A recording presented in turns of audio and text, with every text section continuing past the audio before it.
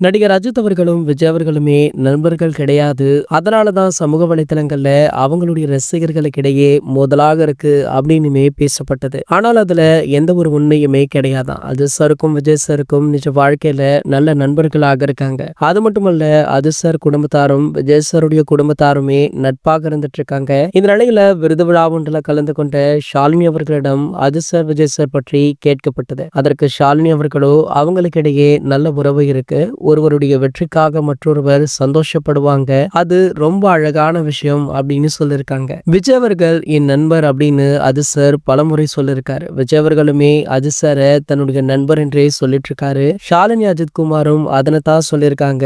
அப்படி இருந்தும் கூட அஜித் சார் விஜய் சாருடைய ரசிகர்களின் மோதல்கள் மட்டுமே நின்ற பாடில்லை. அவங்களுடைய நட்பின் ஆழத்தை புரிந்து கொண்டால் இந்த சண்டையெல்லாம் நடக்காது அப்படின்னுமே பேசப்பட்டிருக்கு. இந்த நிலையில பாத்தீங்கன்னா ஷாலினி அவர்கள் அந்த மேடையில பேசியிருப்பது தற்போது சமூக வலைதளங்கள்ல படு வைரலுமே ஆகிட்டு இருக்கு. மேலும் பாத்தீங்கன்னா இன்னும் ஓரிரு மாதங்கள்ல தமிழக சட்டமன்ற தேர்தல் வருது. கண்டிப்பாக ஷாலினி அஜித் குமார் அவர்களுடைய ஓட்டு தமிழக வெற்றி கழகத்திற்கு தான் அப்படின்றத மறைமுகமாக ஷாலினி தெரிவித்து விட்டதாக சொல்லப்படுது. இது போன்ற செய்திகளை பத்தி நீங்க உடனே தெரிஞ்சுக்க நம்மளுடைய சேனலை மறக்காம சப்ஸ்கிரைப் பண்ணிக்கோங்க.